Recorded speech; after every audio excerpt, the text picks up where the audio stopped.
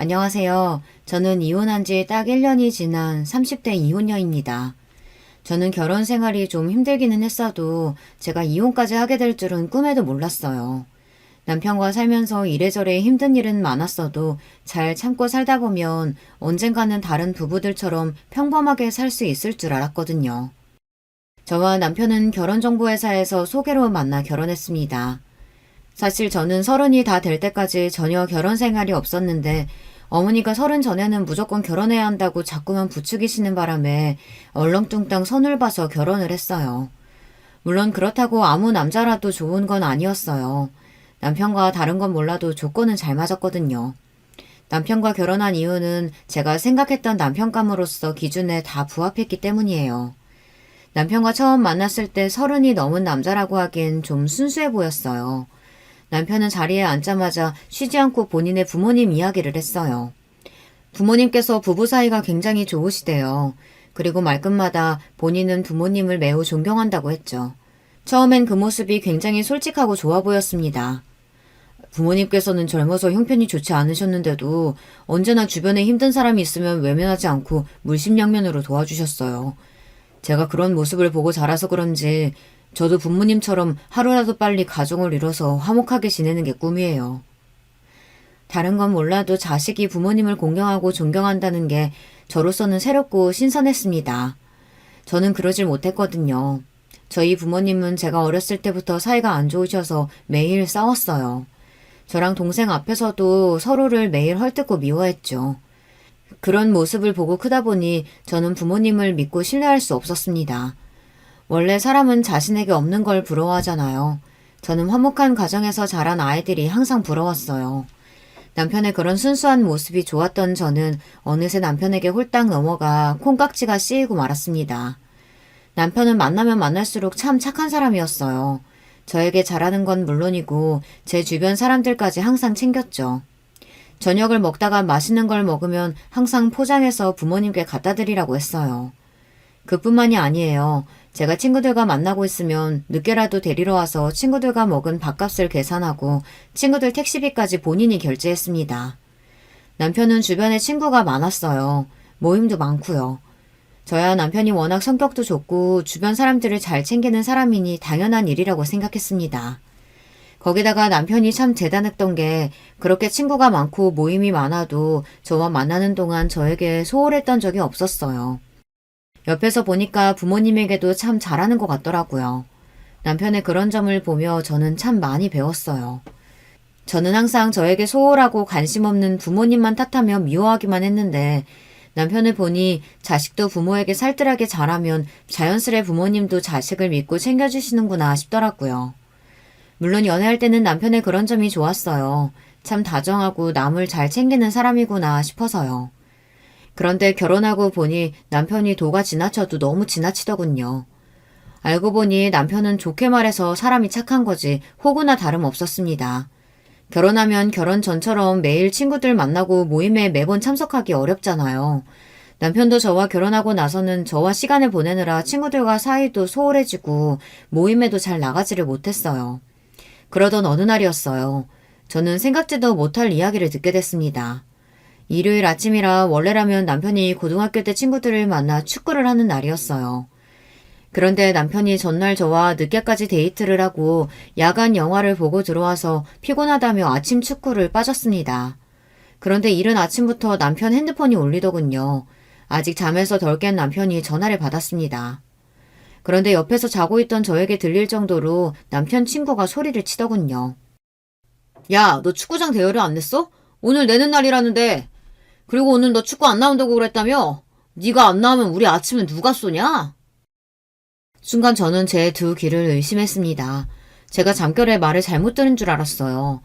그런데 곧바로 남편이 어쩔 줄 몰라 하더니 우물쭈물 하더군요. 내가 어제 너무 늦게 들어와서 너무 피곤한 거 있지? 다음 주에 내가 가서 다 낼게. 남편은 축구장 결제일인 걸 깜빡했다면서 본인이 다음 주에 가서 내겠다고 했습니다. 순간 저는 남편이 축구 모임 총무라도 되는 줄 알았어요. 그런데 아니랍니다. 20살 때부터 지금까지 내내 남편이 축구장 대여료를 다 냈대요. 한 달에 50만 원이 넘는 돈을요. 다음 주에 와서 네가 내는 거야 당연한 거고 지금도 안 와서 우리 다 아침밥 굶고 집에 가게 생겼잖아. 내가 쪽팔리게 전화까지 해야겠냐? 아, 오늘 안 나올 거면 내 통장으로 밥값 입금이라도 해라. 넉넉하게 보내. 네 덕분에 맛있는 거나 좀 먹게. 그 순간 저는 자리에서 벌떡 일어났습니다. 장난이라고 하기엔 남편의 반응도 이상하고 친구라는 놈의 말투도 이상했습니다. 사실 그전에도 몇 번 이해가 안 됐던 상황이 있었어요. 남편은 항상 친구들을 만나고 오면 특별한 일이 없어도 본인이 계산했습니다. 당시에는 좀 이상하다고 느끼기는 했는데 이제 보니 확실히 문제가 있는 것 같더군요. 그 와중에 더 화가 나는 건 남편의 태도였어요. 멍청한 남편은 덥석 알았다고 대답을 하고 전화를 끊더니만 정말 친구에게 돈을 송금하려고 했어요. 저는 순간 놀라서 남편의 핸드폰을 뺏었습니다. 방금 전화한 사람 누구야? 축구 빠지면 벌금이 있는 것도 아닌데 왜 당신한테 돈들 입금해라 말아 하는 건데. 설마 지금까지 매번 자기가 연습장 빌리는 비용이랑 밥값 그거 다 낸 거야? 저는 도저히 남편의 행동이 이해가 되지 않아 따지듯 물었습니다. 다 동창인데 누가 내든 어때. 그리고 그중에 내가 제일 잘 벌고 우리 집이 제일 잘 살아. 그러면 당연히 내가 내는 게 맞지. 남편은 말도 안 되는 소리를 했습니다. 지금까지 몇 년 동안 축구장 대여 비용은 물론이고 아침 비용을 남편이 계속 냈답니다. 함께 축구를 하는 동창 중 남편이 가장 돈을 잘 번다는 게 이유였죠. 저는 기가 막혀서 말이 나오질 않았어요. 남편이 함께 축구를 하는 친구들이 어떻게 사는지야 저는 모르지만 그렇다고 남편이 월등하게 재벌은 아니에요. 물론 남편이 대기업에 다니기는 하지만 어딜 가나 남편이 다 쏘고 내줄 정도로 경제적으로 여유 있지는 않다는 겁니다. 당신이 원래 주변 사람들 잘 챙기는 건 아는데 아무리 그래도 이건 아니지. 정말 축구 하루 빠졌다고 친구한테 돈을 보내기라도 하겠다는 거야? 그럼 어떡해. 내가 없어서 아침도 못 먹게 생겼다는데. 아침 먹을 돈이라도 보내줘야지. 그 순간 알겠더라고요. 남편이 아주 큰 착각에 빠졌다는 걸요. 저는 그대로 침대를 박차고 일어나 남편에게 당장 씻으라고 했습니다. 그리고 저도 외출 준비를 했어요. 남편은 제 말이 무슨 말인지 못 알아듣고 우왕좌왕했습니다. 빨리 일어나. 친구들 아침 사주러 가야지. 저는 절대 누구에게도 당하고만 사는 성격이 아니에요. 저는 원래 어려서부터 부모님께서 말씀하시길 바늘로 찔러도 피 한 방울 안 나게 생긴 독한 년이라는 말을 많이 듣고 자랐습니다. 그 정도로 부모님께도 지지 않고 고집을 부렸어요. 워낙 욕심이 많고 하고 싶은 게 많은 성격이라 갖고 싶은 게 있으면 어떻게든 갖고 동생에게도 절대 양보하지 않고 컸거든요. 그런 제가 남편 같은 사람과 결혼한 건 저와 다른 남편을 보고 많이 배우고 느꼈기 때문이에요. 그런데 이미 남편과 제가 한 배를 탄 이상 남편이 바보처럼 당하게만 보고 둘 수는 없었습니다. 저는 그날 남편과 함께 남편의 친구들을 만나러 갔습니다.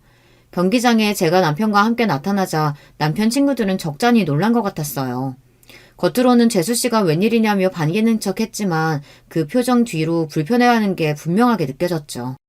거기다가 더 화가 나는 건 남편 말이 틀렸다는 겁니다.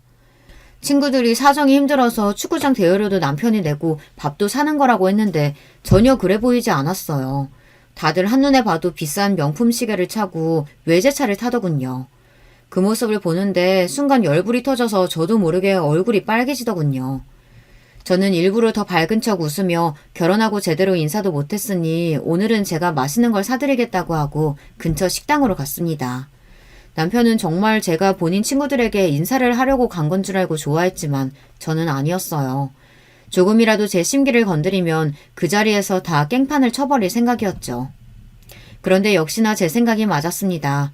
남편과 함께 몇 년 동안 축구를 해왔다는 그 친구놈들은 진짜 친구가 아니었어요. 남편을 호구로 생각하고 있었습니다. 준석이 이 새끼는 진짜 복을 타고났다니까. 초등학교 때까지는 우리 집 지하에 살면서 여름에 물 차면 물퍼 나르고 겨울에는 매일 보일러 동파돼서 찜질방 가서 살더니만 고등학교 가자마자 이 새끼 아버지가 졸부되고 인생 피더니 장가도 돈 많은 처가 얻어서 갔잖아. 아, 너무 부럽다. 아침부터 남편에게 전화해대던 바로 그 친구놈이더군요. 알고 보니 남편이 어릴 때 그놈 집에서 새를 살았었는데 매일 본인이 무시하던 남편이 지금은 본인보다 훨씬 잘 됐으니 자격지심이 어마어마했어요. 거기다가 그 친구뿐 아니라 다른 친구들도 비슷했습니다. 재수씨 그거 알아요? 준석이 이 새끼 중학교 때 급식비 없어서 우리 집에서 자전거 타면서 신문 돌리고 그런 거. 그때 매일 다리에 힘 풀려서 슬쩍 건드리기만 해도 넘어지고 진짜 찌질했었는데 지금은 남자 구실이나 하나 몰라. 도대체 뭐가 재미있는 건지 모르겠는데 남편 친구들은 신이 나서 낄낄거렸습니다. 더군다나 남편은 자기를 놀리는 말인 줄도 모르고 같이 따라서 웃었어요. 저는 남편의 옆구리를 쿡 찔렀습니다. 그런데도 눈치 없는 남편은 전혀 못 알아듣고 연신 호구짓을 하더군요. 너희 먹고 싶은 거 있으면 더 시켜. 오늘은 우리 와이프가 다 쏘는 거니까. 이래서 졸부는 상종 못한다니까. 이 새끼 아버지가 돈 좀 벌었다고 지금 좀 살만하다고 옛날 생각 못하고 나대는 것 좀 봐. 그래봤자 너희 아버지가 옛날에 남의 집 화장실 변기 고치고 하수구 뚫고 다닌 게 어디 가냐? 맞다. 너희 엄마는 우리 아버지 회사까지 찾아와서 보험 들라고 구걸하고 다니셨지? 순간 저는 너무 화가 나서 표정 관리가 되지 않았어요. 야야, 재수씨도 있는데 그런 소리 하면 어떡하냐? 재수씨, 너무 기분 상하지 마세요. 우리가 준석이랑 어려서부터 너무 친해서 그런 거니까. 오늘은 재수씨가 쏘는 거니까 우리 그럼 메뉴 하나씩 다들 포장해서 가도 되죠? 그럼 우리 와이프 그런 거로 기분 안 상해. 다들 메뉴 하나씩들 포장해가. 그 순간 저는 그대로 자리를 박차고 일어났습니다. 도저히 그 자리에 그냥 있을 수가 없더라고요. 집안 사정이 힘들어서 그 어린 나이에 새벽부터 일어나서 신문 돌렸으면 대단한 일이지. 다들 친구라면서 그게 뭐가 웃기다고 낄낄거려요? 그런 친구한테 밥이나 얻어먹고 다니면서 도대체 누가 누구더러 찌질하다고 하는지 모르겠네. 재수씨, 무슨 말을 그렇게 해요? 우린 그냥 웃자고 하는 소린데. 안 그래, 준서가? 그래, 여보. 친구들은 그냥 웃자고 하는 소린데 왜 그래? 저는 남편 입에서 친구라는 소리가 나오자마자 너무 화가 나서 참지 못하고 그대로 식당을 나와버렸어요. 그러자 놀란 남편이 따라왔습니다. 따라 나온 남편이 저에게 왜 그러냐고 오히려 되묻는데 기가 막히더군요. 제가 바보가 아닙니다. 친구들끼리 서로 농담하고 장난하는 거랑 사람을 무시하고 깔아뭉개는 거랑 구분을 못하는 사람이 아니에요. 이 친구들은 지금까지 내내 남편을 호구로 알고 가지고 놀았던 겁니다. 문제는 남편도 마찬가지라는 겁니다. 남편은 친구들이 본인을 무시하고 가지고 노는 것도 모르고 바보 취급을 당하고 있는 건지 아니면 알면서도 친구들과 잘 지내기 위해 그냥 대충 참고 넘어가는 건지 알 수 없었지만 저는 참을 수가 없었습니다. 차에 올라탄 저를 따라온 남편은 바보 같은 얼굴로 저에게 왜 그러냐고 물었습니다. 저는 너무 답답해서 속이 터질 것만 같았어요. 웃기긴 도대체 뭐가 웃기다는 거야? 내 눈엔 당신이 호구짓 하는 거 다 보이는데 당신 앞으로도 계속 축구장 대여비 내고 밥값 내면서 저 인간들이랑 친구를 지내면 나 진짜 가만히 안 있을 거야. 그러니까 당장 축구부터 그만둬. 저도 어린애가 아니다 보니 남편처럼 착하고 순진한 사람 곁에는 항상 그런 점을 이용하려는 사람들이 꼬이기 마련이라는 거야 잘 알고 있었지만 오랫동안 알고 지내왔던 친구들이 남편에게 그랬다는 점에서 저는 적잖이 충격을 받았습니다. 특히나 그 이후 남편의 반응이 더 기가 막혔어요. 자기야말로 왜 이래? 내가 아무렇지 않다는데 당신이 친구들 앞에서 이렇게 화내고 나오면 내가 앞으로 곤란해지잖아. 순간 저는 기가 막혀서 말문이 다 막혔습니다. 호구짓 하는 걸 답답해서 도와줬더니만 남편은 오히려 저 때문에 본인이 곤란해졌다며 짜증 섞인 목소리로 말하더군요. 그러더니 한다는 말이 더 가관이었어요. 당신은 모르겠지만 저기 아내 친구들 어릴 때부터 서로 부모님까지 다 알고 지내는 친구들이야. 당신이 그렇게 화를 내고 나왔으니 내 친구들이 뭐라고 하겠어. 당장 들어가서 내 친구들한테 사과하고 밥값 개선하고 나와. 당신이 밥 산다고 데려와서 이러면 어떡해. 애들이 밥 사기 싫어서 일부러 그러는 줄 알 거 아니야. 남편은 제가 생각한 것보다 훨씬 더 호구였습니다. 지금까지 저렇게 바보처럼 살았으니 저런 거지 같은 애들한테 개무시나 당하며 살았던 거죠. 더군다나 더 실망스러웠던 건 저를 대하는 태도였습니다. 친구들 앞에서는 찍소리도 못하고 있더니만 오히려 저한테 화를 내더군요. 그 이후로 한동안 남편과 사이가 좋지 않았어요. 그전까지는 남편이 착하고 좋은 사람이라고 생각해서 남편의 생각을 존중해 준 거였는데 남편의 실상을 알고 보니 저도 남편에게 실망스럽더라고요. 그런데 얼마 뒤 남편이 왜 그 모양 그 꼴인지 알게 된 사건이 있었습니다. 남편이 바보짓을 하고 다니는 게 다 시부모님 때문이더라고요. 어느 날이었어요. 저는 출근해서 일하고 있었는데 남편에게 전화가 왔더라고요. 그때도 저랑 남편 사이가 풀리지 않았을 때라 저는 시큰둥하게 전화를 받았습니다. 그런데 남편 말이 시부모님께서 갑자기 시댁에 좀 오라고 하신다고 퇴근하고 시댁에 가자고 하더군요. 저는 너무 피곤해서 썩 내키지는 않았지만 시부모님이 직접 연락까지 하셨다고 하니 남편에게 그러자고 했습니다. 저와 남편은 퇴근하고 시댁으로 바로 갔어요. 그런데 집안 분위기가 심상치 않더군요. 시어머니는 뭔가 심기가 좋지 않으신지 주방에서 나오지도 않으셨고 시아버지만 저희를 반겨주셨어요. 저는 무슨 일인가 싶어 시아버지께 가볍게 인사하고 주방으로 들어갔습니다. 그런데 시어머니께서 표정이 영 좋지 않으시더라고요. 저는 아무래도 분위기가 이상해서 시어머니에게 무슨 일 있으시냐고 물었어요. 그러자 시어머니께서 너희 아버지 때문에 살 수가 없다고 하소연을 하시더군요. 알고 보니 저희가 오기 직전에 시부모님 두 분이 좀 다투신 것 같았어요. 다투신 이유가 그런데 저희와 관계가 있더라고요. 저녁 식사를 하려고 하는데 시아버지께서 대뜸 이상한 소리를 하셨어요. 준석이 너 대기업 다니니까 네 이름으로 대출 좀 받아줄 수 있지? 네가 내일 은행에 가서 대출 3천만 좀 받아서 나한테 좀 보내줘라. 내가 지금 당장 융통할 돈이 없어서 그런데 다음 달 말일이면 돈 나오니까 그때 갚아주봐. 순간 저는 눈이 휘둥그레졌습니다. 아무리 가족이라도 그렇지 3천을 대출까지 받아서 빌려달라니요. 저는 당황해서 시아버지께 무슨 일이시냐고 물으려던 참이었는데 그 순간 시어머니께서 버럭 소리를 지르셨습니다. 이 인간아!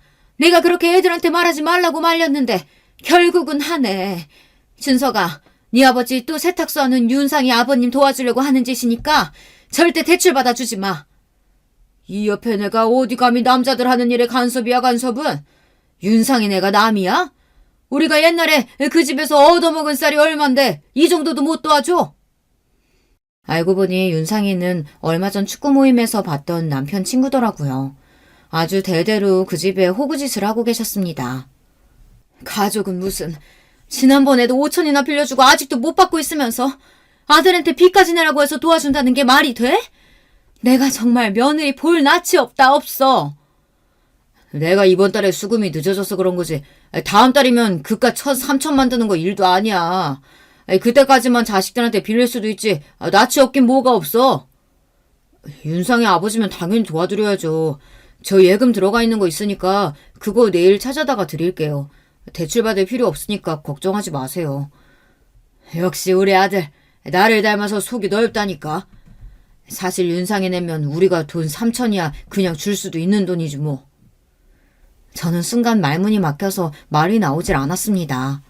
남편이 말한 은행에 예금해둔 돈은 나중에 더 큰 집으로 이사하려고 저와 함께 모으는 돈이었어요. 엄연히 함께 모은 돈인데 그 돈을 저와 상의 한마디 없이 본인 마음대로 쓴다고 하니 저로서는 어이가 없더군요. 저는 그제야 알았습니다. 남편이 시아버지를 그대로 빼다 박았다는 걸요. 저는 고민하다 슬쩍 남편과 눈을 맞추고 이야기를 했습니다. 여보, 그 돈은 우리 내년에 이사 가려고 같이 모은 돈인데 상의도 없이 갑자기 그러면 어떡해. 사실 제가 근무하던 직장이 2, 3년에 한 번씩 근무지를 이동해야 하는 일이라 결혼할 때 집을 전세로 구했어요.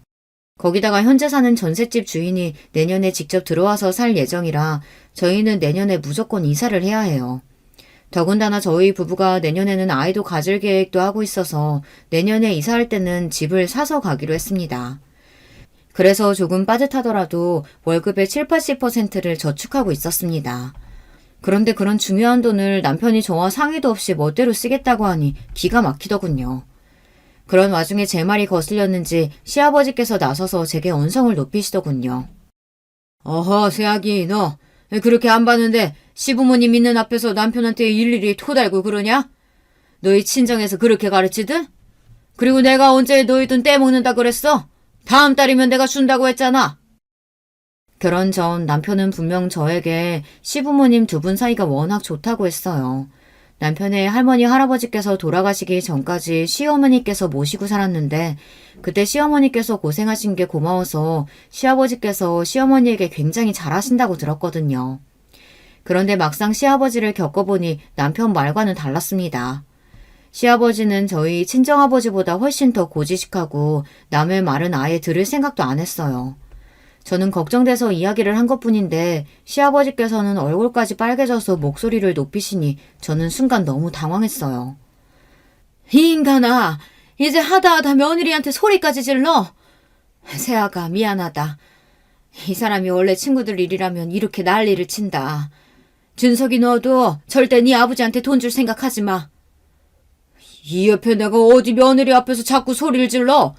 당신이 이러니까 세아기 이제도 감히 시아버지 앞에서 자기가 잘났다고 떠드는 거 아니야. 세아기, 너 내 말 잘 들어라. 네가 아무리 잘났어도 우리 집 며느리로 들어온 이상 나는 여자가 집에서 큰 소리 내는 꼴은 절대 못 본다. 저는 순간 고리적 드라마를 보는 줄 알았어요. 시아버지께서 여자가 집에서 큰 소리를 내는 꼴이라고 하시는데 저도 모르게 코웃음이 절로 나오더군요. 반면 시어머니는 제게 다가와 미안하다고 연신 사과를 하셨어요. 그리고는 속이 타시는지 연거푸 찬물을 꿀꺽꿀꺽 삼키셨습니다. 저도 얼굴이 뜨겁기는 마찬가지였죠. 아무리 가족이라고 해도 시댁인데 서로 얼굴을 붉히며 돈 이야기를 주고받는 게 보통 일이 아니더라고요. 시어머니는 제가 돌아갈 때까지 연신 제 손을 붙잡으면서 부탁 아닌 부탁을 하셨어요. 세아가, 너라도 바짝 정신 차려야 한다. 준석이 제가 다른 건 나무랄 데가 하나도 없는데 자기 아비를 닮아서 저렇게 오지랖만 넓어. 아차 하면 있는 거 없는 거 다 남한테 퍼준다니까. 저는 애써 시어머니 앞에서는 알겠다고 하고 돌아왔지만 마치 목구멍에 음식이 걸리기라도 한 것처럼 답답했습니다. 시어머니 말씀이 남편이 어릴 때부터 그랬대요. 어릴 때는 집도 못 살았었는데 시어머니께서 어렵게 좋은 잠바나 운동화를 사서 입혀 학교에 보내면 그날로 학교 애들한테 뺏기고 왔답니다. 시어머니가 답답해서 그 친구네 집에 쫓아가 잠바랑 운동화를 내놓으라고 하면 준석이가 먼저 가지라고 줬는데 왜 도로 뺏어가느냐고 했대요. 기가 찬 시어머니가 잠바며 운동화를 다시 찾아서 집에 오면 남편은 오히려 쪽팔리게 왜 그랬냐고 시어머니에게 따지며 울먹였답니다. 자기가 친하게 지내고 싶어서 맞춘 게 맞다고요. 저는 제 두 귀로 듣고도 남편을 이해할 수 없었어요. 얼마 전 보았던 남편 친구들이 했던 말이 맞았습니다. 남편은 찌질해도 너무 찌질했어요. 사실 시부모님은 남편이 고등학교에 가기 전까지도 굉장히 힘들게 사셨답니다. 시아버지는 손으로 할 수 있는 노동이라는 노동은 안 해본 게 없을 정도로 다 하셨고 시어머니도 남의 집에서 일도 하시고 보험이며 식당이며 안 해본 일이 없으시더라고요. 그러다가 시아버지께서 힘들게 모은 돈으로 사업을 시작하셨는데 그게 대박이 나서 몇 년 새 집도 사고 차도 사고 승승장구를 했답니다. 그런데 시어머니 말씀이 가족이며 친구들한테 돈만 안 뜯겼어도 지금보다는 훨씬 더 잘 살았을 거랍니다. 시아버지는 자기 핏줄만 챙기고 같이 사는 여자는 고생하든 말든 신경도 안 쓰는 전형적인 고지식한 할아버지였어요. 시아버지의 만행은 거기서 끝이 아니었어요. 시아버지는 정말로 남편에게 돈을 받아 윤상인지 뭔지 아는 남에게 줬습니다. 제가 남편과 싸우면서까지 말렸는데도 남편은 제 말을 들은 채도 안 했어요. 저는 순간 억울한 생각이 들었습니다. 남편에게 속았다는 느낌이 들었어요. 그로부터 얼마 뒤 제가 사람을 잘못 봐도 한참을 잘못 봤구나 싶었던 사건이 있었습니다. 알고 보니 결혼 전 제가 남편의 집안에 대해 알고 있던 조건이 달라도 너무 다르더라고요. 제가 남편을 만나기 전 결혼정보회사에서 전해 듣기로는 시아버지의 사업 규모가 직원 20명이 넘는 규모에 연 매출 100억 원 이상으로 알고 있었어요. 거기다가 15년 이상 운영해온 안정적인 회사라고 알고 있었죠. 그런데 실상을 알고 보니 시아버지가 운영하는 제조회사 앞으로 빚이 어마어마하더라고요. 시아버지가 돈 번을 거의 대출 이자로만 내고 있었어요. 제가 이런 사실을 알게 된 게 얼마 되지 않아요. 결혼하고 좀 이상했던 게 시아버지께서 사업을 하시는데도 시어머니께서 아직도 보험 판매 일을 하시더라고요. 제가 이상해서 남편에게 물었는데 남편 말로는 시어머니께서 워낙 젊을 때부터 쉬지 않고 일을 하신 분이라 집에 있으면 유독 답답해 하신답니다. 그래서 여전히 소일거리로 보험을 하는 거래요. 저는 남편 말을 철석같이 믿었습니다. 그런데 남편 말은 사실이 아니었어요. 제가 시댁에 잠깐 들릴 일이 있어 갔었는데 시어머니께서 시아버지와 싸우고 계시더라고요. 두 분 다 얼마나 흥분하셨는지 제가 비밀번호를 누르고 현관에 들어섰는데도 제가 온 줄을 모르시더라고요. 그 전에도 비슷한 상황을 종종 보기는 했는데 그날은 상황이 심각해 보였습니다. 말해봐야 당신이 내 말은 안 들으니까 나도 당신이 알아서 하겠거니 하고 지금까지 넘어갔는데 이제 더는 안 되겠어. 이러다가 우리 사는 집까지 다 경매로 넘어가게 생겼잖아. 어떡할 거야? 이 집까지 넘어가면 어떡할 거냐고! 이 옆에 내가 재수없는 소리라고 있어. 내 공장이 몇 평인데 그깟 몇 억을 못 갚을까봐 걱정을 해. 우선 시골에 땅 팔리는 대로 다 갚아줄 거니까 당신은 그 입 다물고 있어.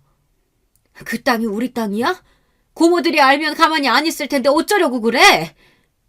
어허, 내가 우리 집 장남인데 누가 뭐라 그래? 더군다나 내가 지금까지 누나들한테 해준 게 얼만데 그 땅 좀 판다고 나한테 뭐라고 하면 내가 가만히 있을 줄 알아? 으이구, 평생 마누라한테는 생활비 10원 한 장 주지도 못하는 인간이 잘났다고 큰 소리는. 아휴, 내가 저 인간 때문에 제 명에 못 살지, 못 살아. 시부모님이 다투시는 소리를 듣다 저는 아무래도 들어가기 민망해서 그냥 그대로 시댁을 나와버렸습니다. 남편은 자기 부모님에 대해 제대로 모르는 게 확실했어요. 저런 모습을 보고도 본인 부모가 서로를 존중하고 위한다는 말이 나올지 모르겠습니다. 그날에서야 알았어요. 남편이 제게 한 말은 사실이 아니라는 걸요. 물론 결혼 전에는 시아버지 사업이 괜찮았을 수도 있어요. 하지만 지금은 아니었습니다. 더군다나 시어머니는 지금까지 살면서 시아버지에게 생활비 한 푼을 받아본 적이 없다고 하셨어요. 시어머니는 소일거리가 아니라 본인 생활비를 벌기 위해 보험 판매 일을 계속하고 계셨던 거죠. 저는 시어머니께서 화를 내며 하신 이야기 중 시댁 아파트가 경매에 넘어가게 생겼다는 말이 제일 신경 쓰였어요. 제가 알기로는 시부모님 재산이라고는 시아버지 회사와 공장, 그리고 현재 살고 계시는 30평대 아파트 하나 정도로 알고 있었는데 도대체 빚이 얼마면 고소까지 당하고 고작 10억 넘는 아파트까지 경매에 넘어가게 생긴 건지 걱정을 안 할 수가 없었어요. 저는 그날 집에 가자마자 남편에게 제가 시댁에서 들은 이야기를 했습니다. 아무래도 시아버지 사업에 문제가 있는 것 같다고요. 그런데 제 말에도 남편은 자꾸만 괜찮다고 하며 말을 돌렸습니다. 저는 남편의 태도가 너무 안일하다 싶었어요. 아무리 결혼해서 독립한 자식이라도 시아버지의 행동 하나하나에 시어머니께서 저렇게 힘들어하시는데 자식으로서 모르는 척 하는 게 맞는 건가 싶었죠. 시댁일이니까 나도 웬만하면 간섭 안 하려고 했는데 도저히 어머님이 불쌍해서 가만히 못 있겠어. 아버님은 평생 남한테는 몇 천씩 떡하니 빌려주시면서 어머님한테는 지금까지 생활비도 안 주시고 그 연세에 나가서 일하게 하는 게 말이 돼? 당신은 그런 어머님이 가엾지도 않아? 저는 진심이었어요. 시아버지가 평소에 얼마나 돈 있는 걸 자랑하시고 허세를 부리시는지 몰라요. 그러면서 같이 사는 시어머니에게는 무관심하니 저까지 속이 다 상하더라고요. 제 말에 남편은 순간 표정이 확 변했어요. 우리 엄마가 불쌍하긴 뭐가 불쌍해.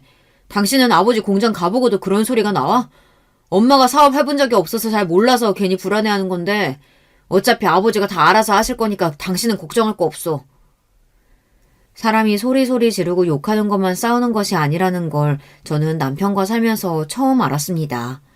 남편이 차라리 인상을 쓰고 저에게 소리라도 질렀으면 좋겠어요. 그러면 저도 같이 화를 내고 싸울 수나 있으니까요. 남편은 꼭 사람 좋은 사람처럼 온화한 얼굴을 하고 답답한 소리를 해댔습니다. 그런 얼굴을 보는 게 저는 천불이 나더라고요. 남편은 현실을 직시하지 못하고 자꾸만 제 앞에서 되지도 않는 자존심을 부렸습니다. 자기네 집은 전혀 문제가 없으니 걱정하지 말라는 소리만 했어요. 저는 아무래도 남편과 이야기를 해봐야 답이 나오지 않을 것 같아 이 답답한 마음을 해소하기 위해 시어머니와 둘이 따로 만났습니다.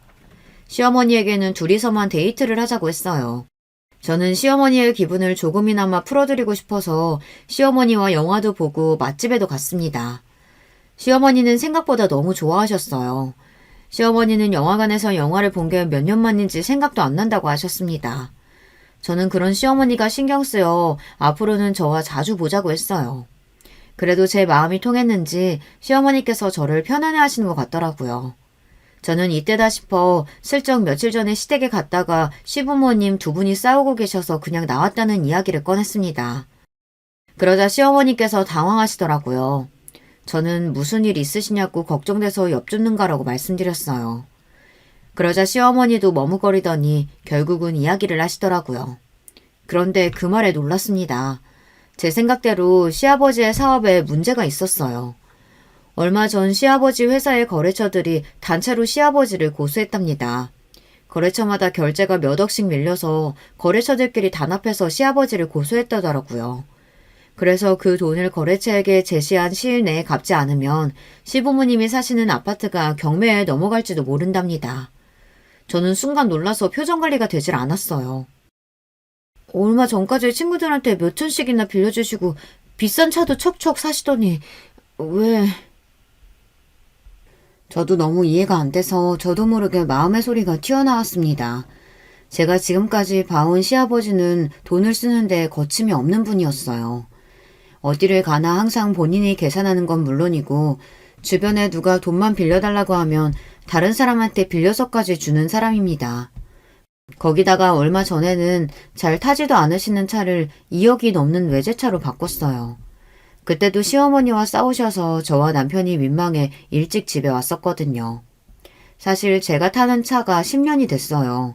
저희 친정아버지가 제가 대학생 때 집이 멀다고 사준 차였는데 저는 지금까지 그 차를 타고 있습니다. 차가 아직 멀쩡하기도 하고 정이 들어서 남편이 차를 사주겠다고 해도 저는 제 차가 좋았어요. 그런데 시아버지께서 매일 제 차만 보시면 그렇게 한 소리씩 하셨습니다. 너는 돈도 잘 버는 애가 왜 아직도 그 똥차를 타고 다니냐? 네가 그런 차 타고 다니면 사람들이 우리 준석이를 뭐라고 생각하겠어? 대기업 다니는 남편이 지만 외제차 타고 다니고 마누라는 똥차 타게 다니게 한다고 수군거릴 거 아니야. 남편도 몇 년 전에 차를 외제차로 바꿨어요. 그 전에 타던 차도 멀쩡했는데 자기 친구들이 다 외제차를 탄다면서 모아둔 돈도 없이 무작정 중고로 외제차를 샀습니다. 그때 저도 남편이 이해가 되질 않았지만 아직 애도 없고 젊으니 하고 싶은 대로 두자 싶어서 넘어갔죠. 제 차가 오래되긴 했어도 워낙 잘 만든 차라 멀쩡해요. 정비소에서도 관리 잘해서 앞으로 3, 4년은 더 타도 괜찮다고 했고요. 너는 없이 큰 애도 아니면서 애가 참 궁상맞다. 아무래도 사돈이 돈 있으면서도 꽁꽁 감춰두고 자식들 고생시키는 짠돌이신가 보다. 시아버지는 툭하면 자리에도 없는 친정 식구들을 이야기를 했습니다. 저희 친정아버지도 사업을 하세요. 저와 남편이 결혼정보회사에서 소개를 받다 보니 처음 결혼정보회사에 등록할 때 부모님 회사 정보에 대해서도 공개했습니다.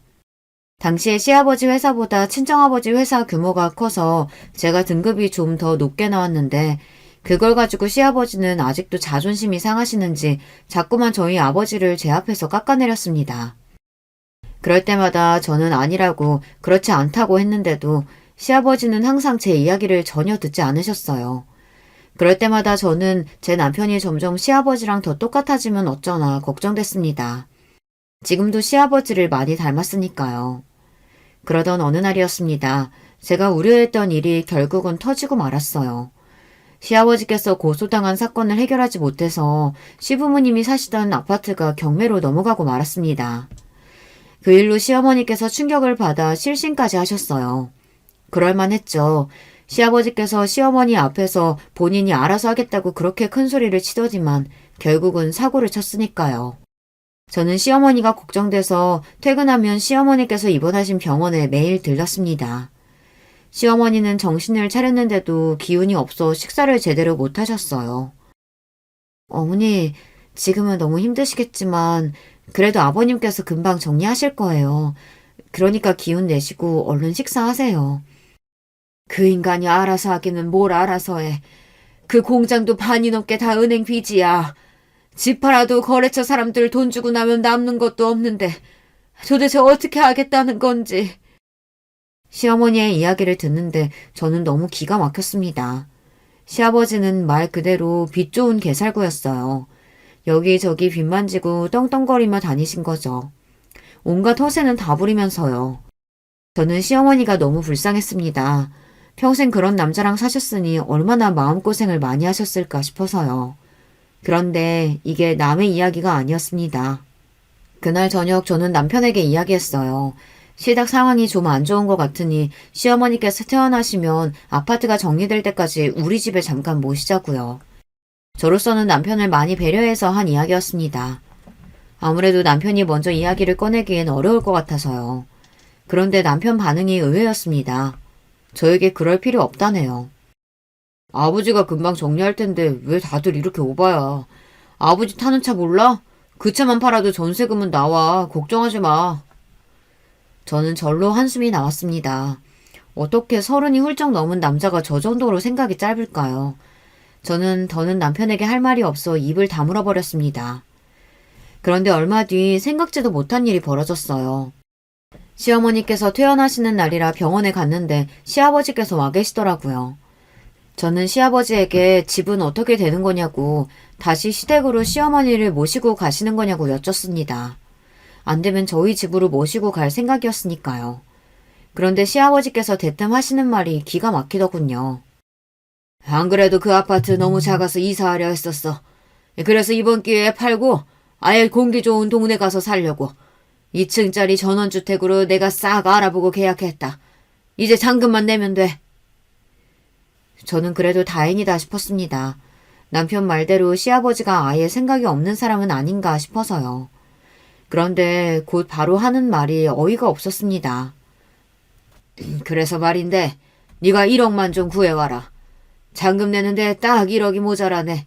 시부모 이사 가는데 며느리가 그 정도는 할 수 있지? 저는 순간 제 두 귀를 의심했습니다. 정말 제가 들은 1억이 맞나 싶어서요. 아버님, 제가 지금 당장 1억이 어디 있어요. 그리고 돈이 없으시면 형편에 맞게 구하셔야지. 두 분이 사시는데 2층짜리 전원주택이 웬 말이에요. 저는 너무 황당하고 기가 막혀서 버럭 말을 내뱉었습니다. 그런데 그 순간 시아버지 얼굴이 차갑게 굳었어요. 뭐야? 형편? 너 지금 말 다 했냐? 내가 고소 좀 당하고 집 좀 넘어갔다고 감히 네가 나를 무시해? 시아버지는 사람들이 다 있는 병원에서 저에게 고래고래 소리를 질렀습니다.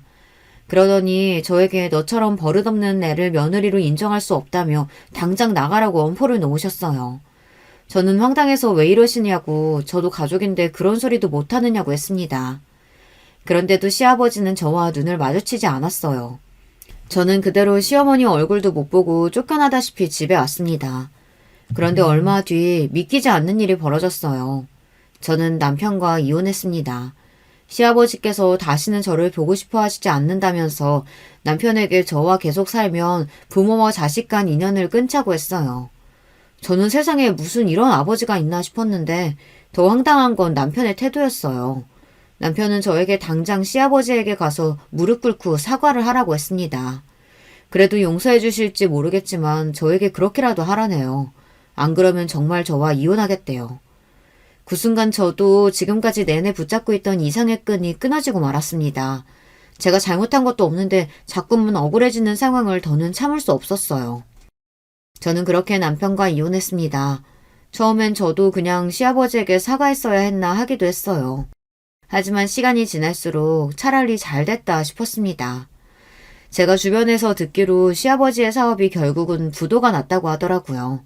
저는 그럴 줄 알았다 싶었습니다. 시아버지는 사업을 할 만한 사람이 아니었으니까요. 물론 시어머니가 걱정이 되기는 했지만 이제는 남남인데 더는 신경 쓰지 않고 살기로 했어요. 이혼녀로 살아간다는 것도 만만찮게 힘들었으니까요. 그러던 어느 날이었습니다. 제가 아버지를 만날 일이 있어서 강남의 호텔에 좀 들렸어요. 마침 주말이라 그런지 호텔에 결혼식이 많아 호텔 안에 사람이 많더라고요. 저는 영 정신이 없어 사람들이 많은 쪽을 피해 호텔 뒤쪽으로 가려던 참이었습니다. 그런데 그때 익숙한 차 한 대가 들어오다가 저를 발견하지 못하고 급하게 브레이크를 밟았어요. 끼익 소리와 함께 놀란 저는 얼음이 되어 제 앞에 멈춰선 차를 노려봤습니다.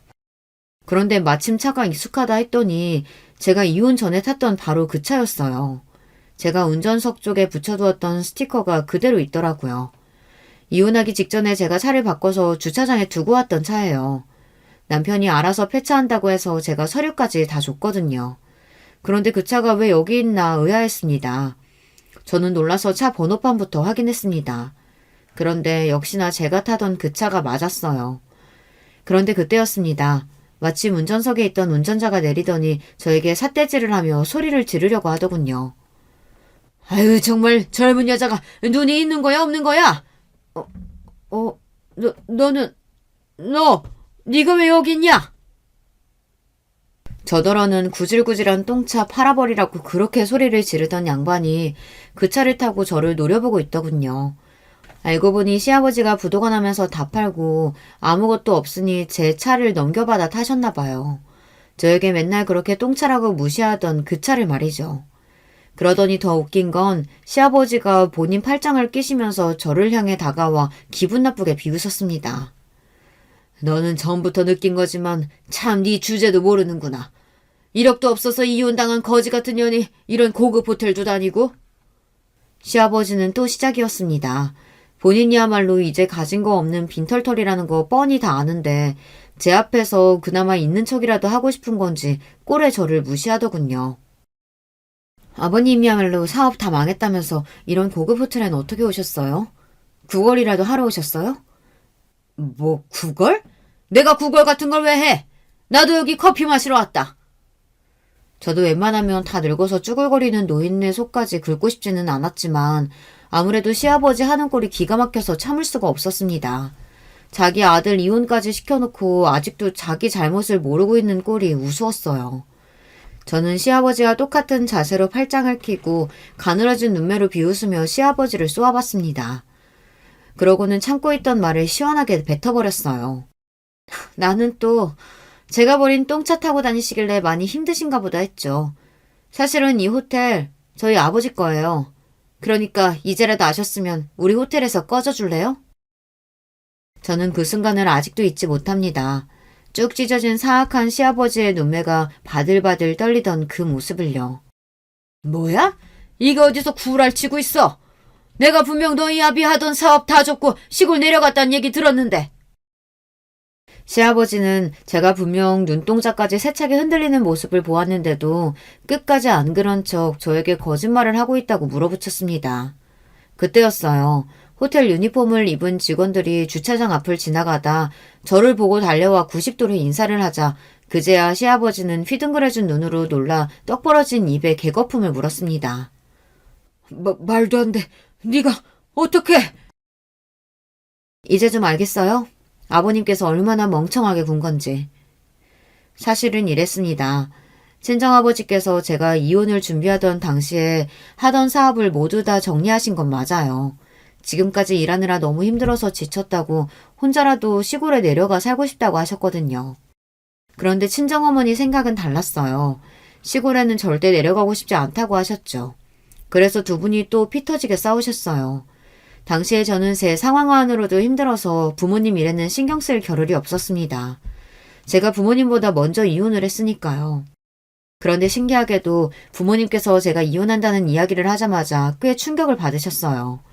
부모님은 워낙 제가 말이 없다 보니 항상 제가 알아서 잘 사는 건 줄 알았는데 결혼하고 몇 년 동안 제가 혼자 마음고생을 했다는 걸 아시고는 굉장히 속상해 하셨어요.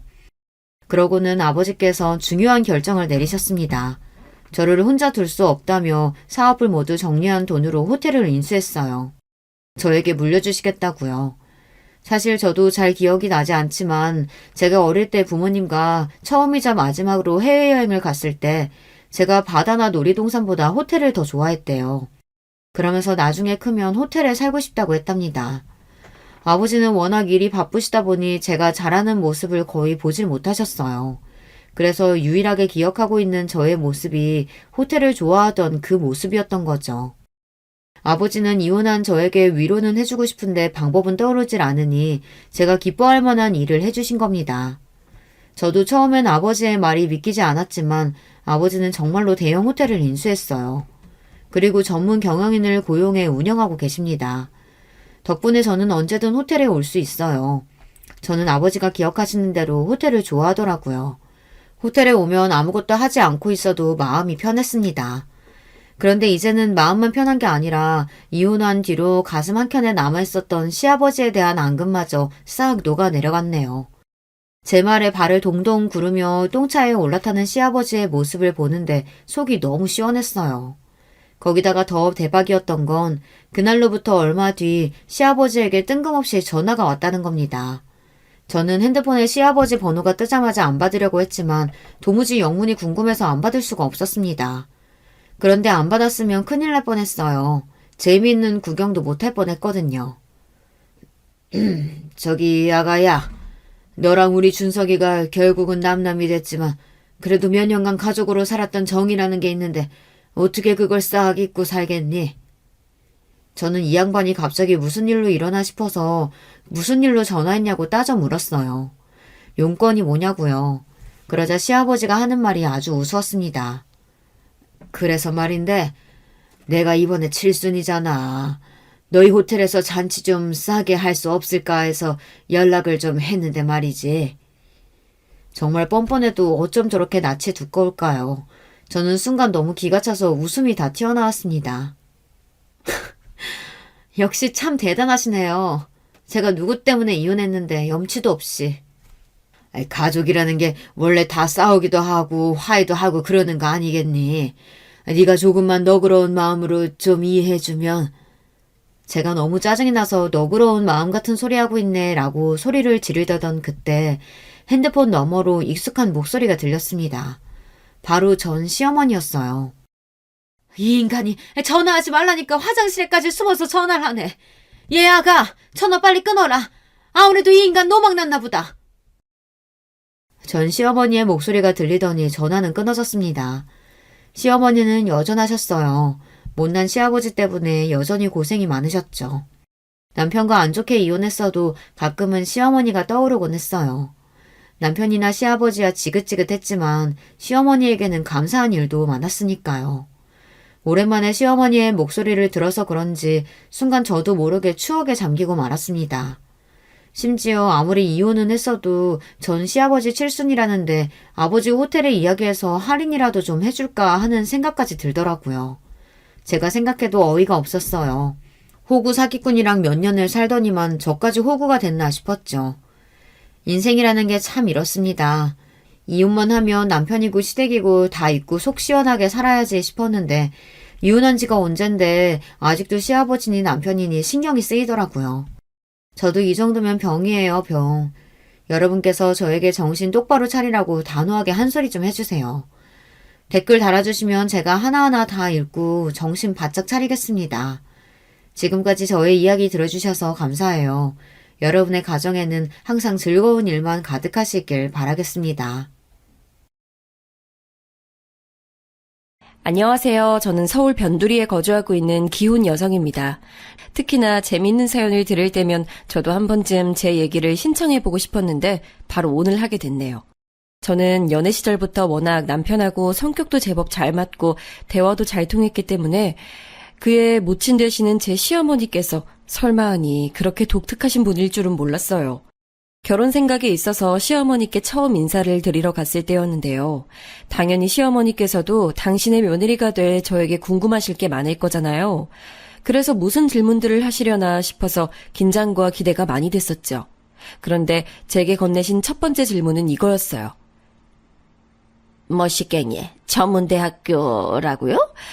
우리나라에 그런 허접한 곳도 참나. 세상에나 대학이랍시고 존재를 하고 있었단 말이에요? 네, 그러실 만도 하죠.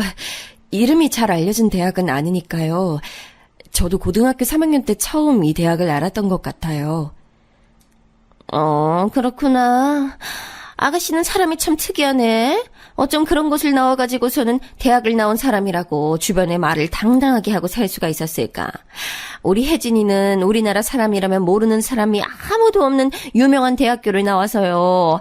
내가 이름 모를 전문대 나부랭이 쪽에는 영 지식이 없으니까 아가씨가 이해를 해줘요. 참 혜진이는 내 딸이에요. 네, 익히 들었습니다. 사실 통화도 한번 한 적 있어요. 목소리가 아주 차분하시더라고요. 사람 볼 줄 아네.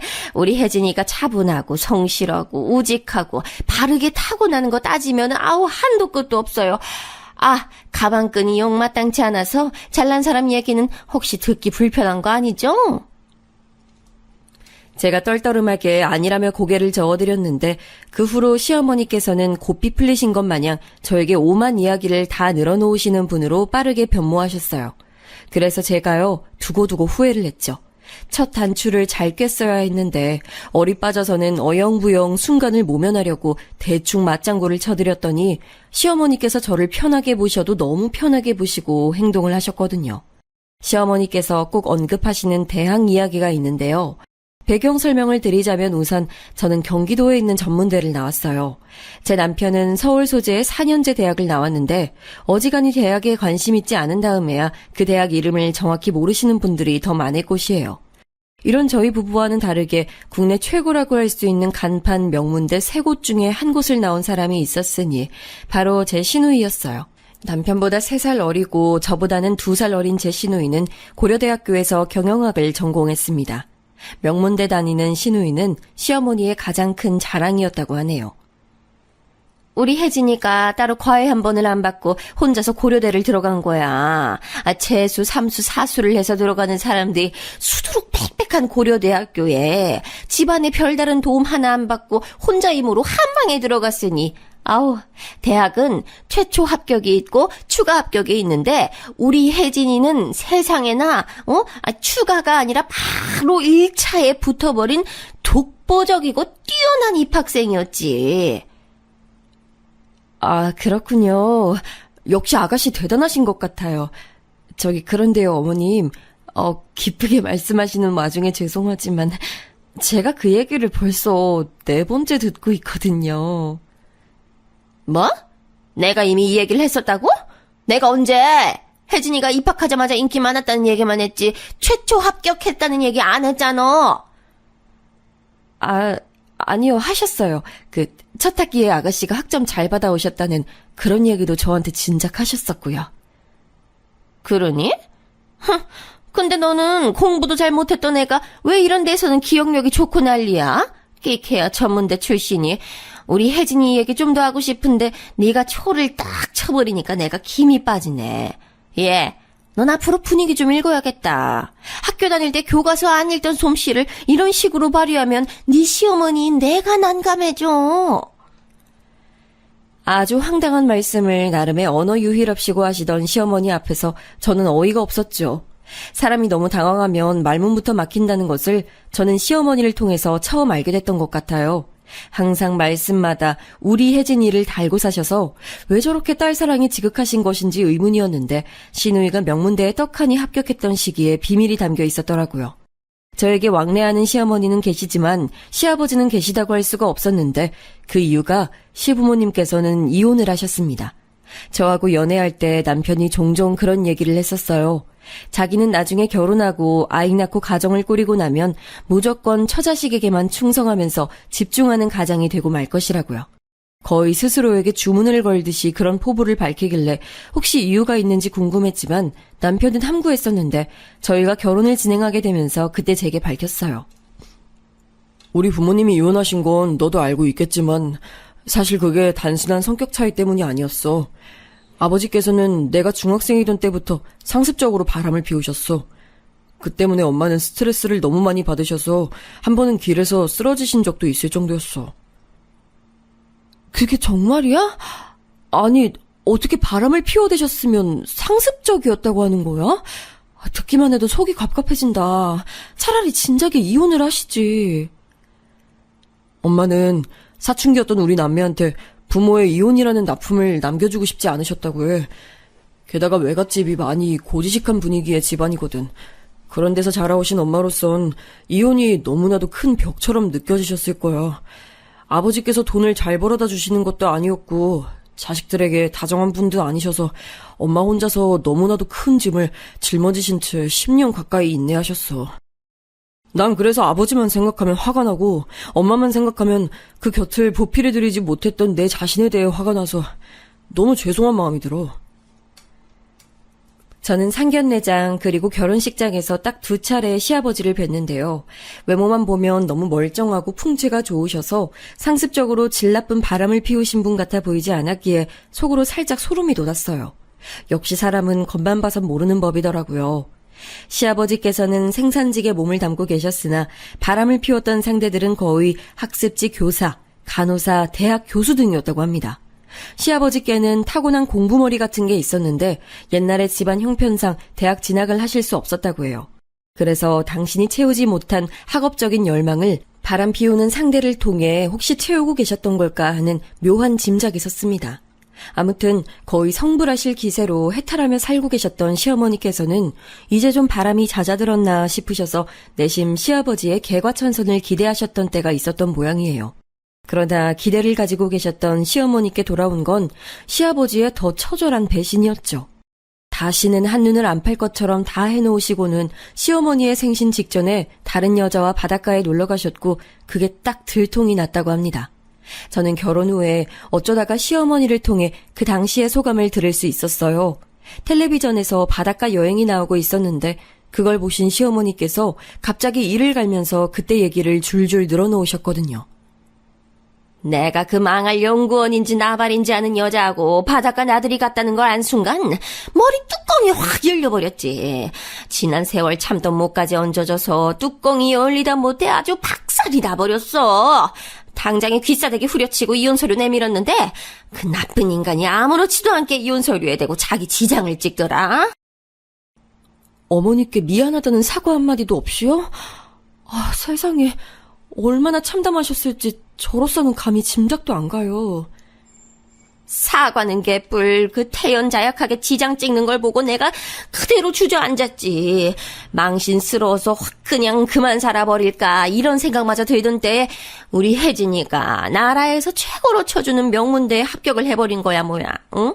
아유, 이런 효녀가 다 있어. 그 나쁜 인간 그 시간부로 미련을 두지 않게 됐지.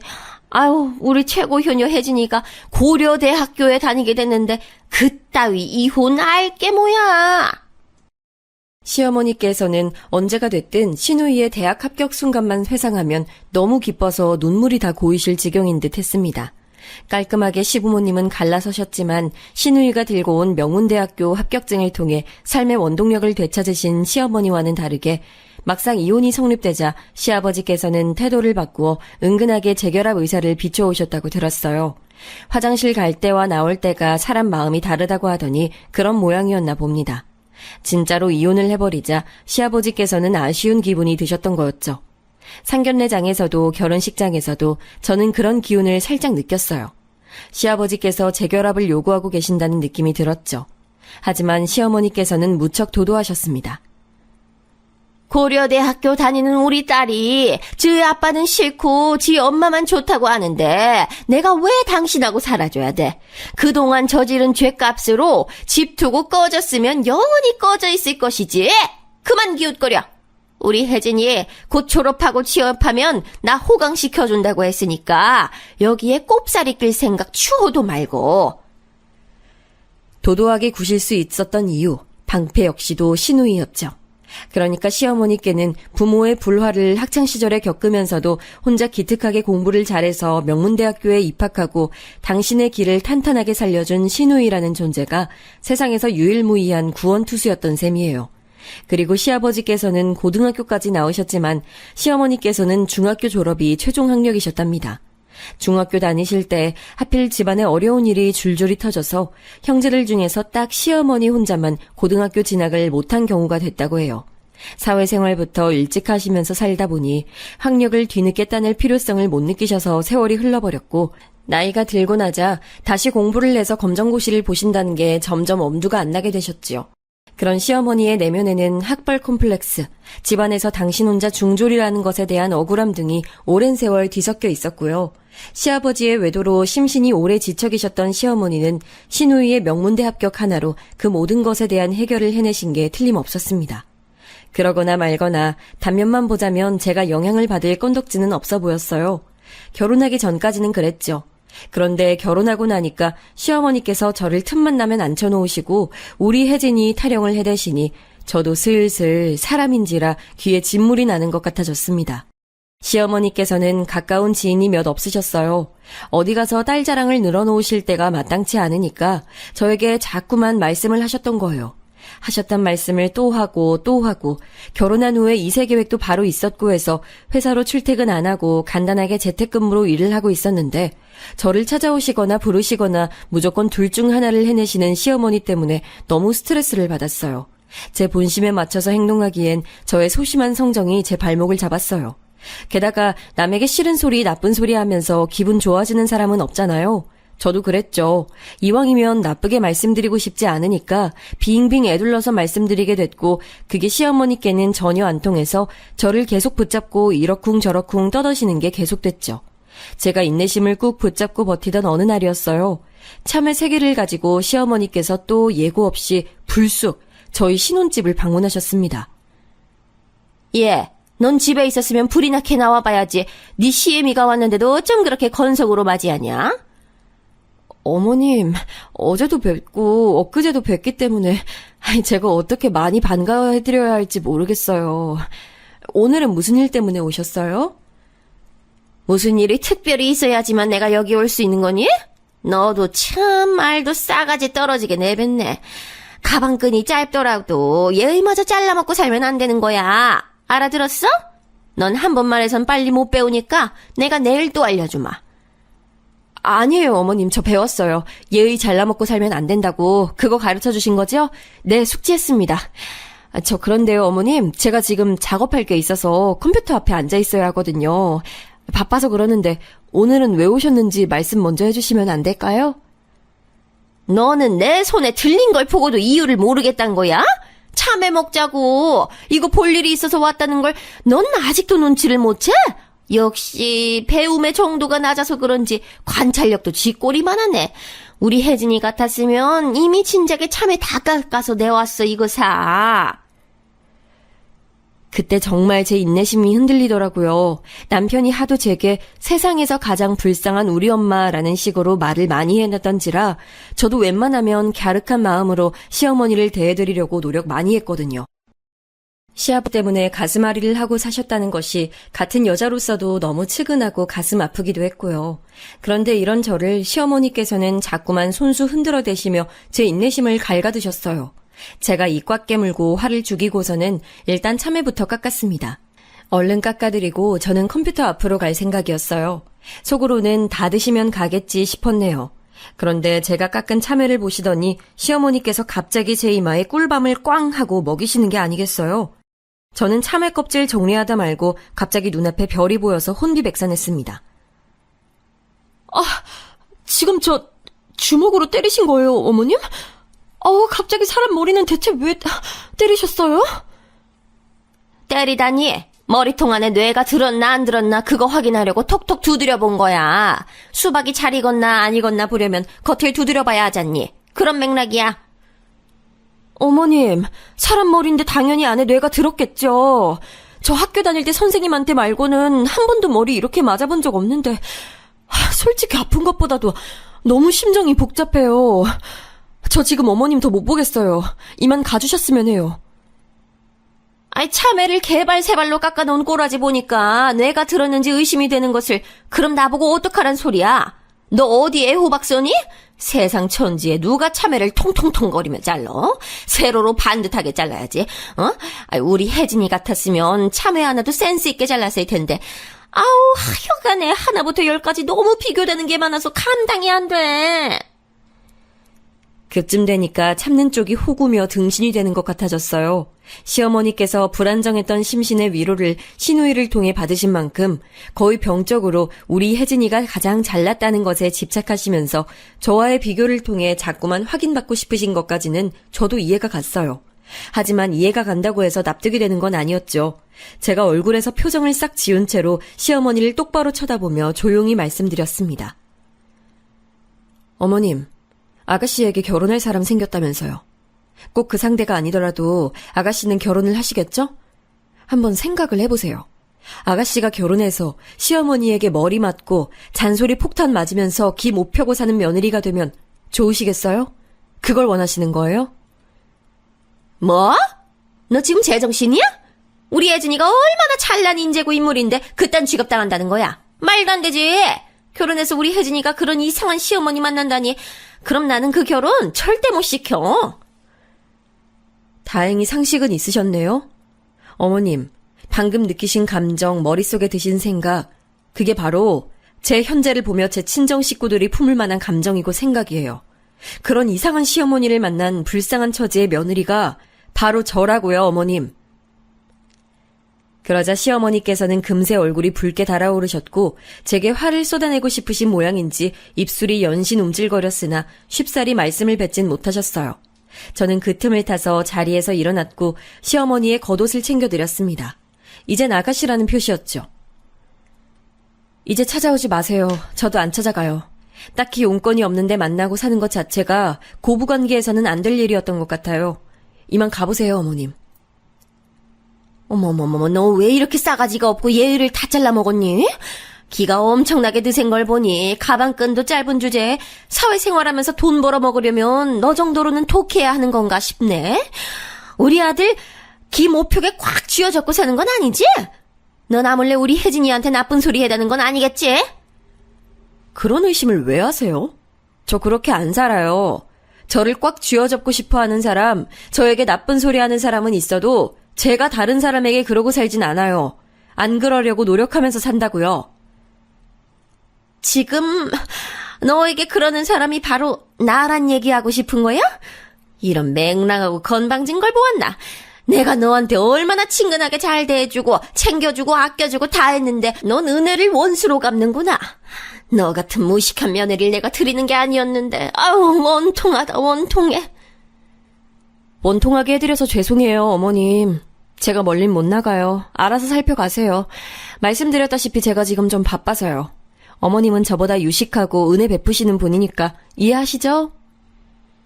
제가 일부러 사근사근하게 말씀드렸더니 제대로 약이 오르셨는지 시어머니께서는 길길이 날뛰시면서 저희 집을 나가버리셨어요. 나가시면서도 저에 대한 욕을 계속 중얼거리시더군요. 제법 대범하게 배짱을 부리며 시어머니를 상대하고 또 물리쳐냈으나 저는 다리에 힘이 풀려서 거실에 한참을 주저앉아 있어야 했어요.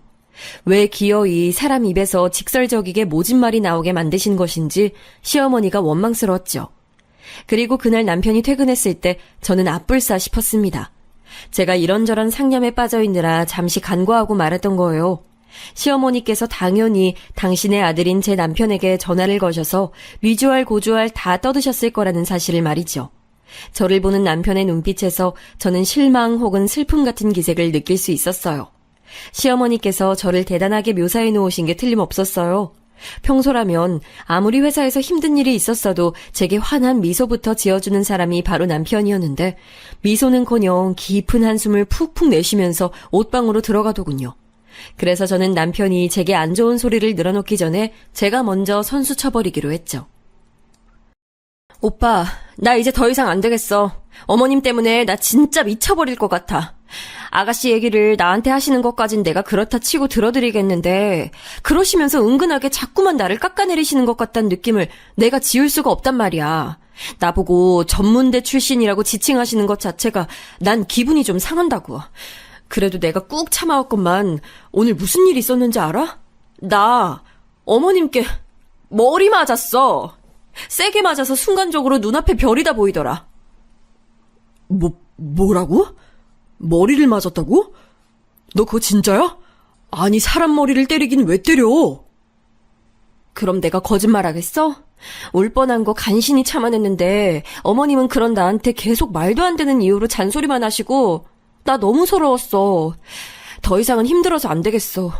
나 어머님 자주 뵙고 사는 거 더 이상은 못해. 안 하는 게 아니라 못하는 거야. 엄마가 나한테 하신 얘기랑은 달라도 너무 다른데?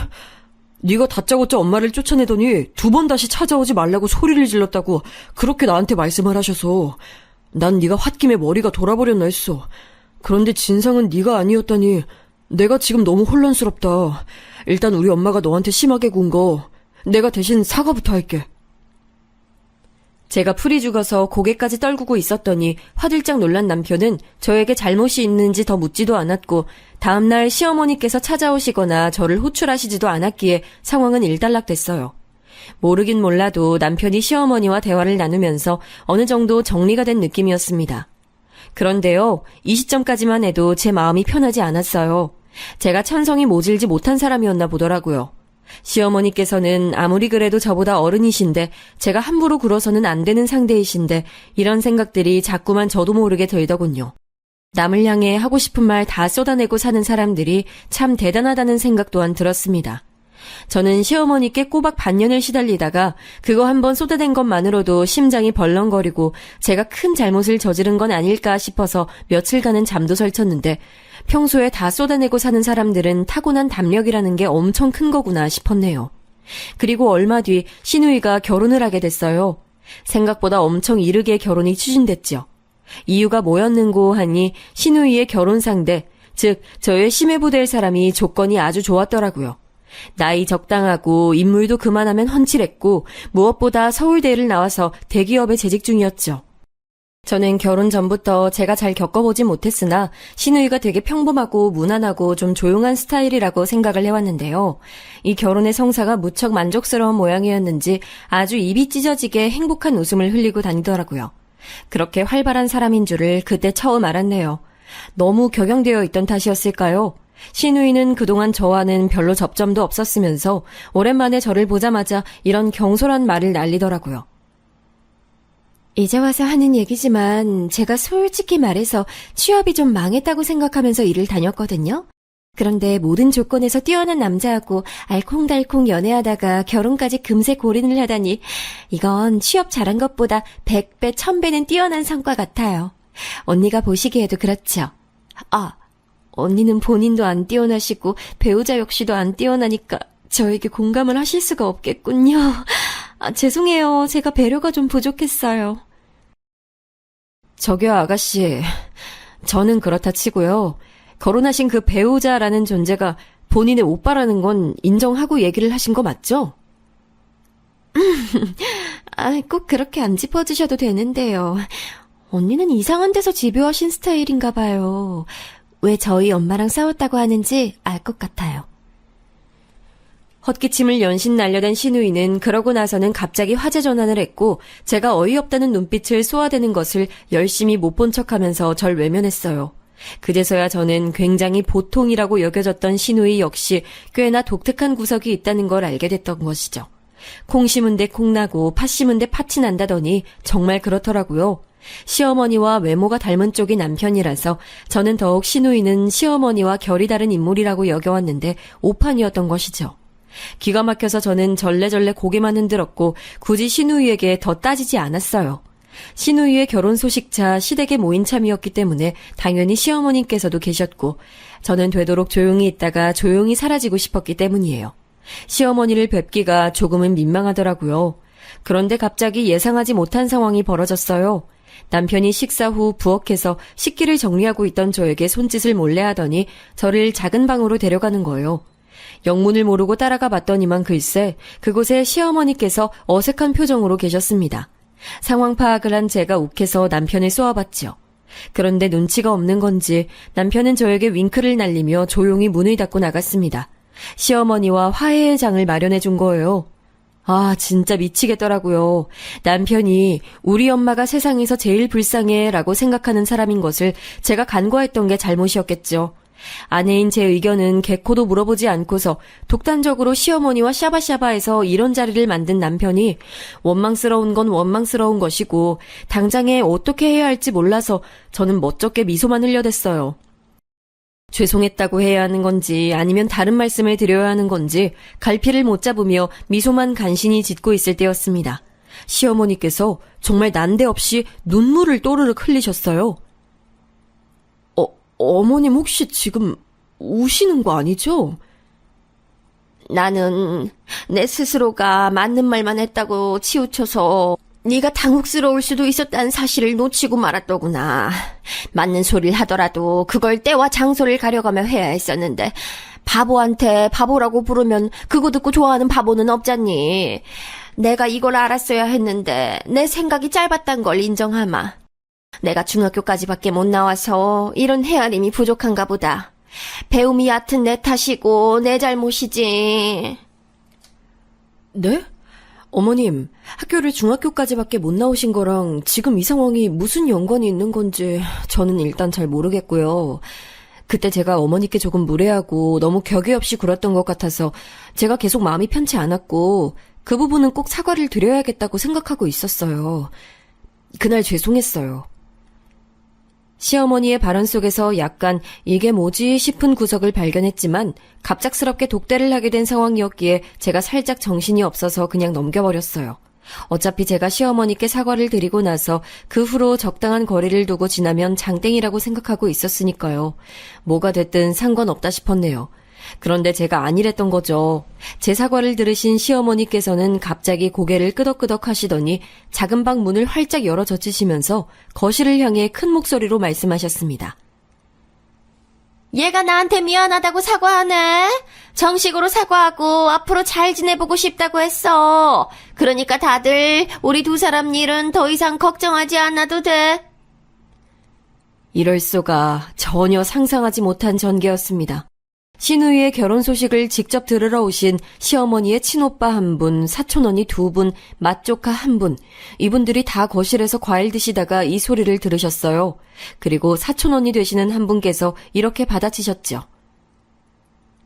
어머나 다행이네. 네가 며느리 잘못 들여서 개고생하는 것 같아서 불쌍하다고 생각하던 참이었는데 기세 며느리 항복선언을 기어이 받아냈구나. 아이 근데 잠깐만. 너 설마 운 거니?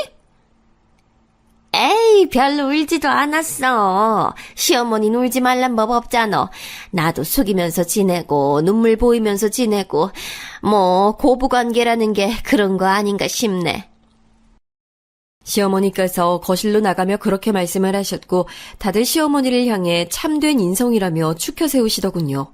이게 뭔 상황인가 싶었어요. 저는 마치 제가 갑자기 주말 드라마 촬영 현장 속으로 떨어진 줄 알았네요. 저는 아무 생각이 없었는데 상황이 이런 식으로 포장되었단 것이 믿어지지 않았고 남편이 흐뭇한 표정으로 저를 보며 미소를 지어주길래 그게 가장 황당했습니다.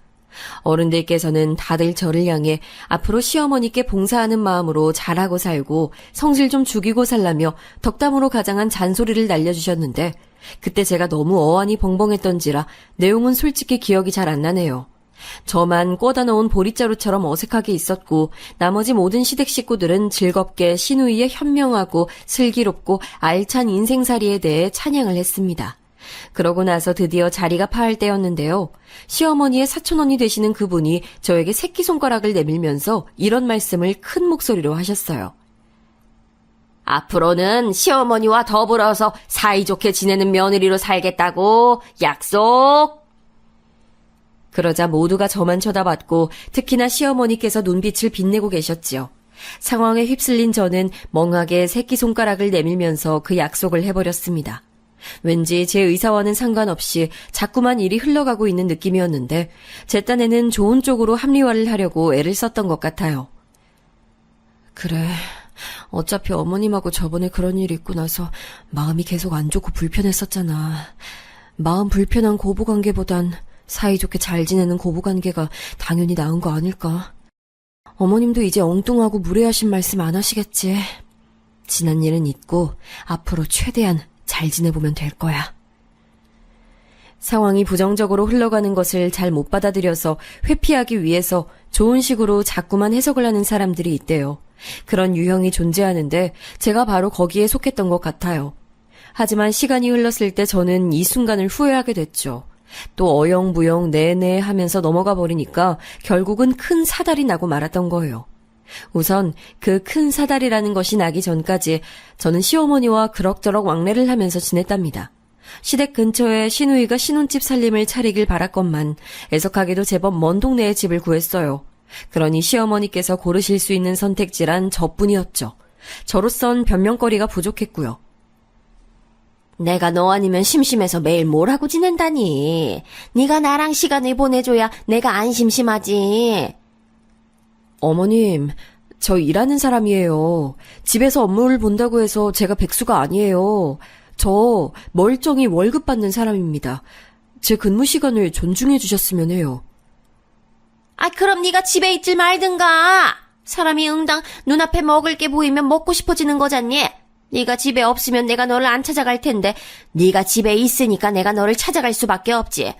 근데 넌 어째 금세 임신 계획이 있다고 하더니만 통 소식이 없다. 이럴 거면 집에서 근무하는 보람이 있기나 한 거니? 대꾸하기도 싫어서 그냥 가만히 있었네요. 그런데 시어머니의 막무가내식 우기기를 접한 저에게 한 가지 깨달음이 찾아왔어요. 제가 왜 아등바등 뭘 위해서 재택근무를 고집하고 있었을까 하는 것이었답니다. 원래는 결혼하고 몇 달 안에 임신을 하는 것으로 남편이랑 계획을 했었는데 시도 때도 없이 찾아오시는 시어머니 때문에 스트레스를 받아서 그런 건지 어쩐 건지 저는 아이를 가질 생각이 뚝 떨어져 버렸거든요. 그러니 번거롭더라도 회사로 출퇴근을 하는 게 저에게는 이득인 듯 싶었어요. 그래서 당장 재택근무를 그만뒀습니다. 일찍 출근해서는 늦게 퇴근을 했어요. 밖에서 아침, 점심, 저녁 세 끼를 다 해결했고요. 그러자 단 사흘 만에 남편이 난리가 났습니다. 아침에 네가 먼저 나가니까 날 깨워주고 계란 부쳐주는 사람이 없어.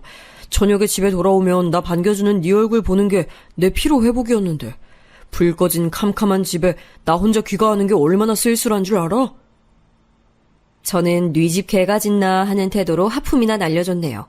그러자 남편은 저와 대화가 안 되니까 무척 답답해했고 서서히 자기 모친을 원망하기 시작했죠.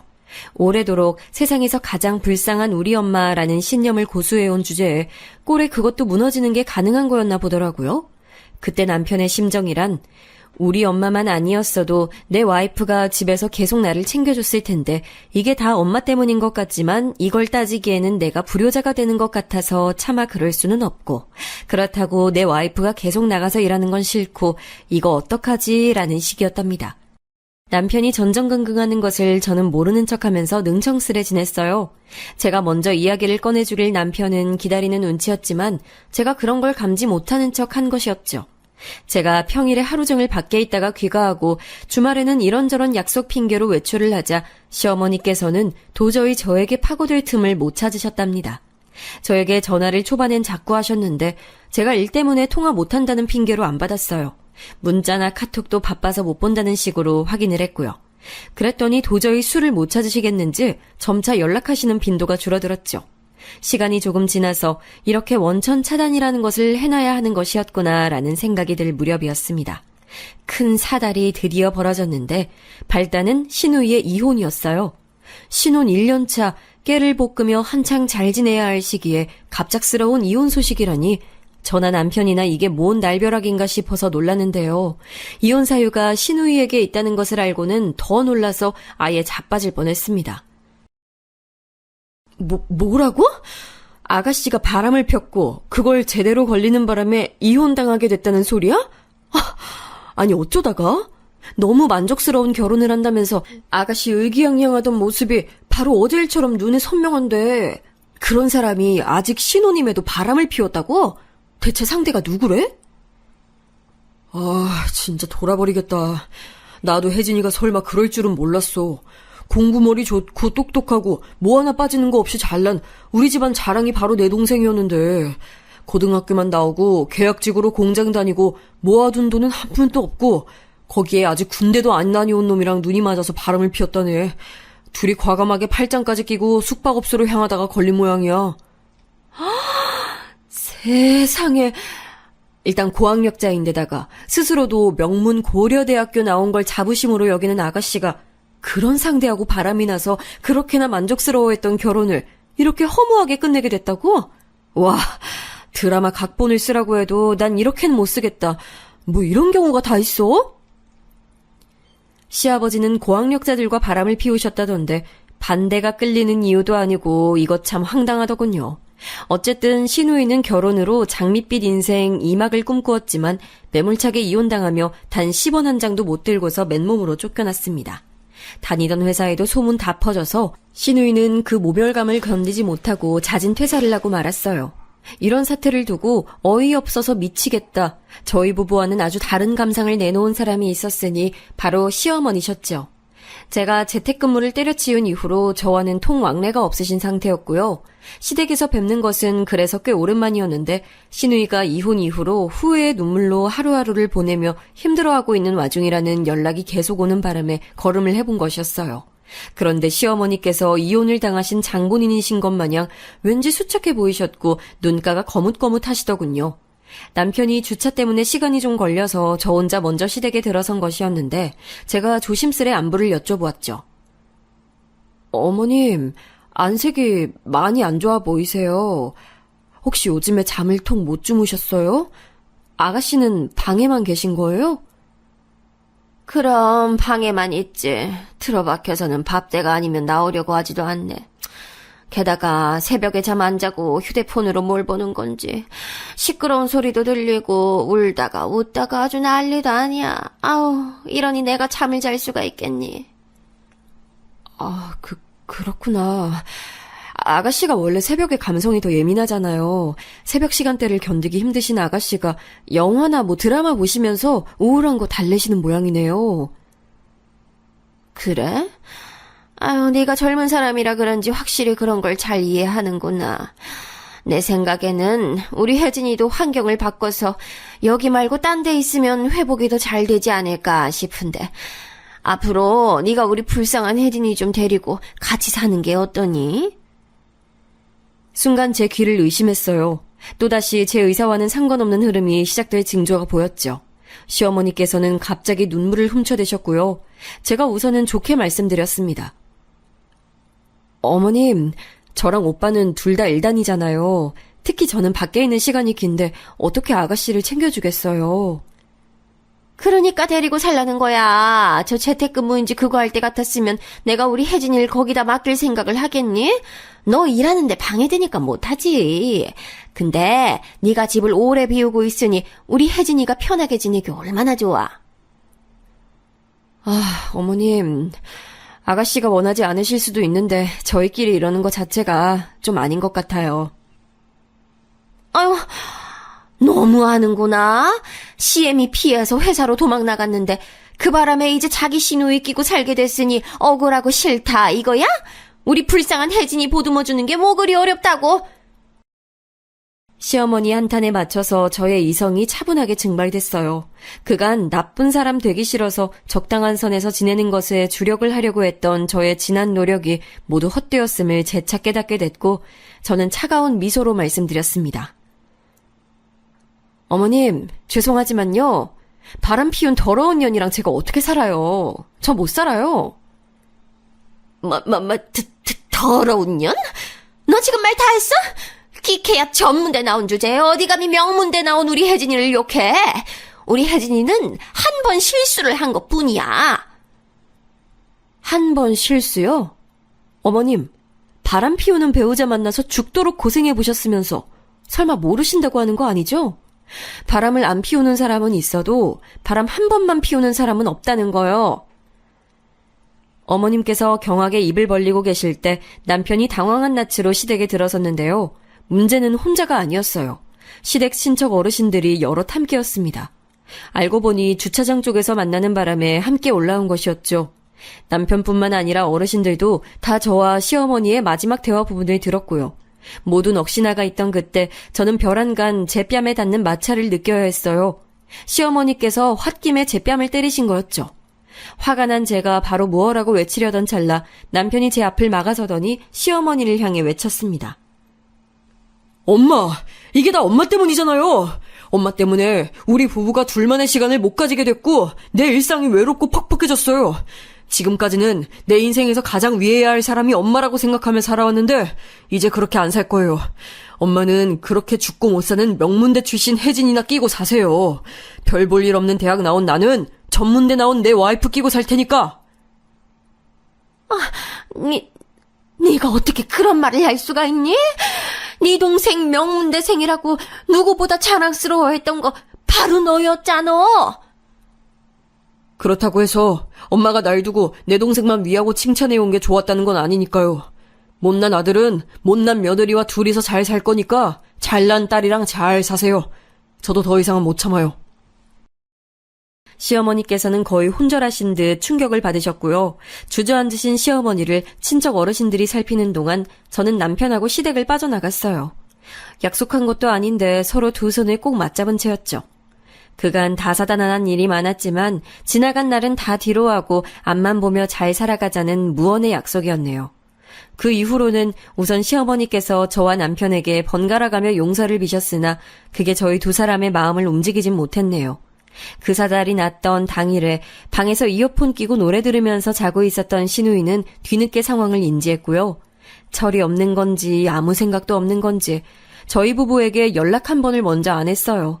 그러더니 몇 달 후 시댁의 친척 어르신 한 분께서 주선을 하셔서 선을 봤는데요. 분위기가 좋았는지 금세 결혼 얘기가 오갔대요.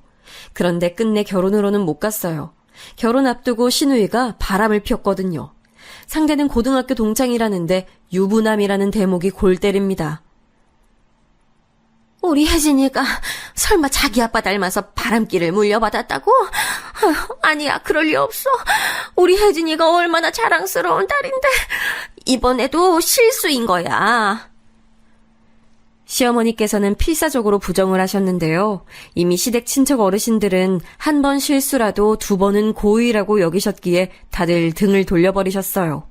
시간이 지날수록 시어머니께서는 머리를 싸매시며 알아눕게 되셨고 신우이는 한 직장에 오래 머무르지도 못하면서 골칫덩이 딸로 전락해버렸답니다.